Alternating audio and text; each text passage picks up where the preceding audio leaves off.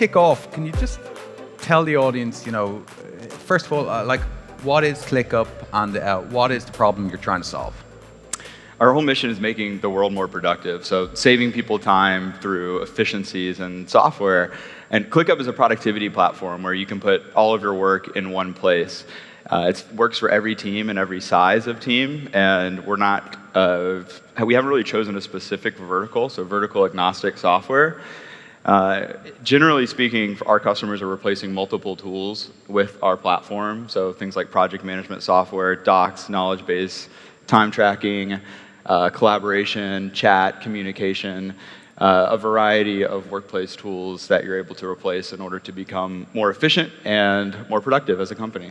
And ClickUp didn't raise, money until about 2 years ago, when it raised rather a lot of money. Can you tell me about your experience of bootstrapping, and would you recommend it? And when did you know it was the right time to go and raise a big pile of money, several $100 million? Yeah, we were bootstrapped until 2 years ago. So we had started the company with really just 4 or 5 people. And I always say that it's really important, I think, to raise as little money as possible when you're building the product stage. Just raise enough money in order to build your product first. Because I think you pay much more attention to every dollar that's being spent. I think you build a better product too. You're more in touch with your customers. As soon as you raise funds, it becomes one of those kind of machines where you need to add sales, you have to add marketing, you've got to add customer success, you have to add finance, HR, legal, everything that venture capital firms will push on you. And so I think to be a great startup and build that incredible product, you really have to be product obsessed early on. And raising a small amount of money in order for you to build the product, I think is definitely the best way to get there. The bonus is that you have and retain much more equity in your company when you raise at the stage of after you've kind of hit product market fit, which is what we did. And so I think that's the key to raising is, after you've hit product market fit is an incredible time to raise, because you already have the product, you already have the business. In some ways you have some credibility in the brand, and so you will get many more venture firms to give you opportunities. And I think that's the best time to raise, is after you have product market fit and when you figure out unit economics. Unit economics really matter. I think nowadays there's a lot of tools like Stripe that can help you figure these things out without you having to build your own tools.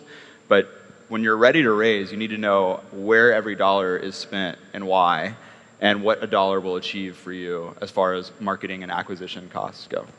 And Zeb, your background is product, that's your passion. Yeah. How do you balance the responsibilities of, being a CEO, people being reliant on you for employment, managing investors who put hundreds of millions of dollars into your business? How do you get that balance right, and how do you maintain that focus on your first love, which is product? I'm honestly still figuring it out, but I think that there's an element of deep work that has to happen, especially when you're a very product-focused person. I'm definitely a product-obsessed founder. And so I think you always have to make time for deep work. I actually only have a really hard rule of only doing meetings in the morning. So I do meetings before noon every day. And then my afternoon is more catching up, doing CEO job, and then evenings become deep product work, where it's less distraction. I'm much more mindful because I know that I've caught up with things. I don't have an interruption of another Zoom call that I have to get on at the end of the day. I think that's really important, is setting like very dedicated blocks of time for deep work. I think asynchronous communication is, it's definitely overblown nowadays, people talking about it, but it is really, really important to think about every meeting if it's actually important or not. Because I think most meetings end up being highly inefficient. We have a rule at ClickUp for maximum 30-minute meetings, and we also have a rule where you have to have an agenda ahead of time, and ideally a pre-read ahead of time if there's anything that should be discussed asynchronously beforehand. And Zeb, the ClickUp brand, it's fun, it's memorable, and it's big. Like what advice would you give to founders who are thinking of setting up their own brand and trying to really create it and push it out there? Yeah, I think at first you've got to do it organically. I think the really important thing about brand is differentiation. It sounds obvious, but it's being unique in some way about your brand. It's also ideal if you can kind of push through some of that personality of a company. There's huge differences between B2B companies that market as B2B companies and B2B companies that market as consumer companies. And we've always tried to market ourselves as more of a consumer company. Cast a really wide net, strike some curiosity in people. Like we always, we said one app to replace them all is one of our big kind of marketing slogans.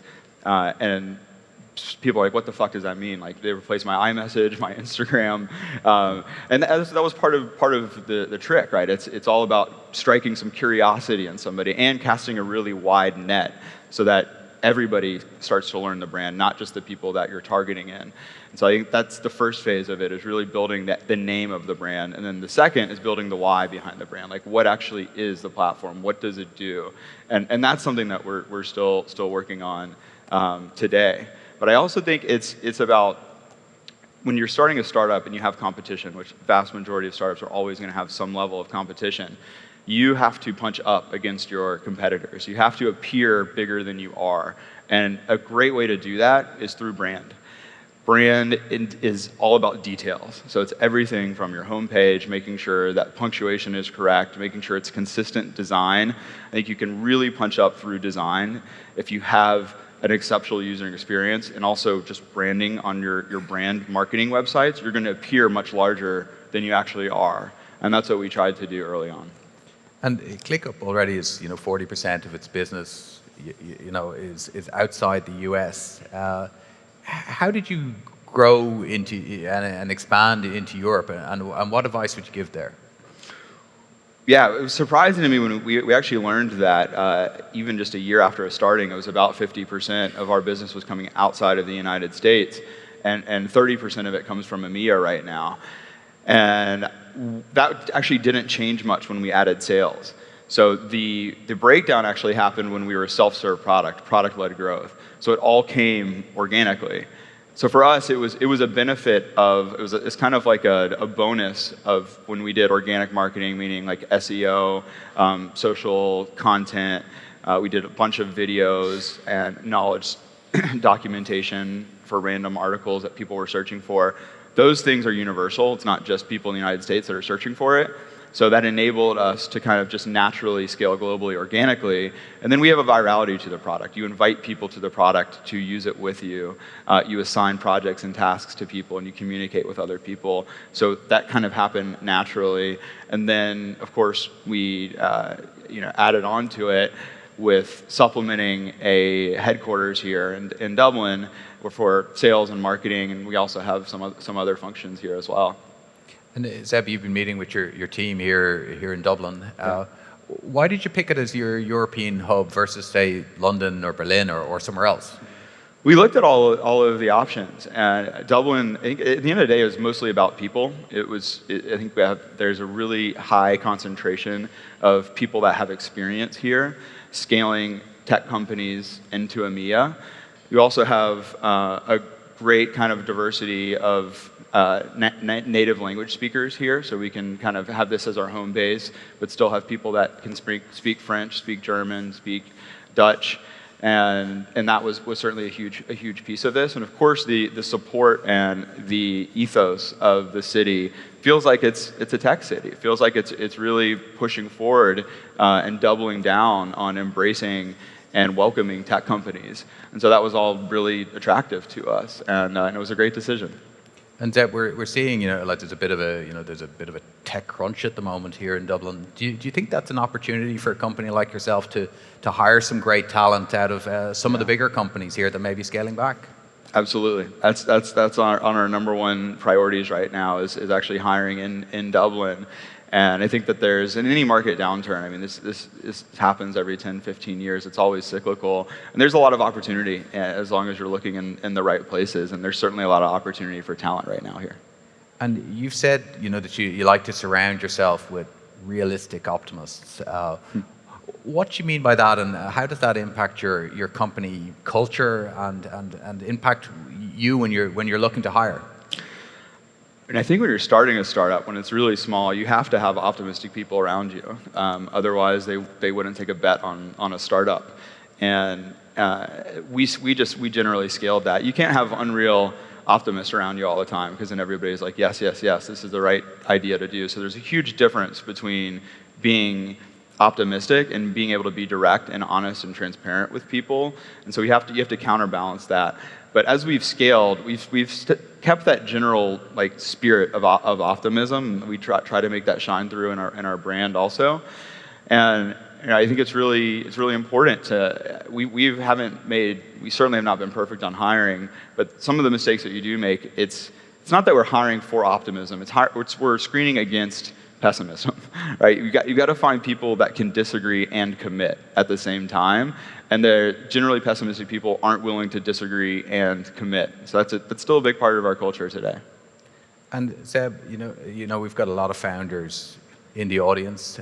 When you were building ClickUp, you did a lot of things unconventionally. Can you talk about a little bit about having the confidence to wear a shirt like you are today and deviate from the norm and be prepared to push yourself and the business out there? Yeah, first of all, I have to wear these shirts now, because if I don't wear one, everybody gives me shit for not wearing a Zeb shirt. Like, what are you doing? I don't recognize you. So I think the foundation of not being normal is at our core values too. We have normal fucking sucks as a core value, and so it's meant to strike attention a little bit. But I mean, the reality is, we always try to look at everything through a lens of maybe even a microscope in some areas of, are we doing the right thing at the right time, and are we doing it just because other companies did this way? Are we doing it just because we did this at our previous roles? So we always look through that lens, but it doesn't mean that you do everything that deviates from normal. Like, lots of things that we do still have to be the tried and true way, and maybe that is the best way, and many times it is the best way. But there's so many things that I think we have done very, very differently. And I mean, it goes from little things to where our headquarters is in San Diego, and at a time when you really kind of were supposed to be in San Francisco.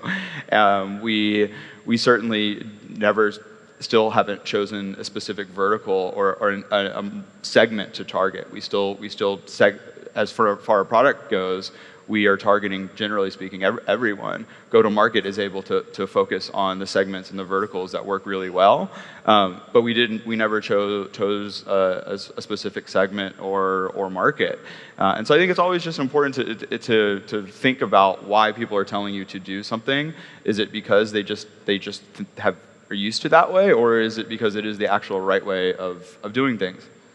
And when you look at other businesses, both in tech and outside tech, are there companies that really inspire you in terms of company culture, the way that they do things, their approach? Yeah, I think Amazon is a great company that has really scaled culture in many ways, but has also become and maintained efficient, hardworking people that are really passionate about getting things done. And there's a variety of tech companies that are still able to do that.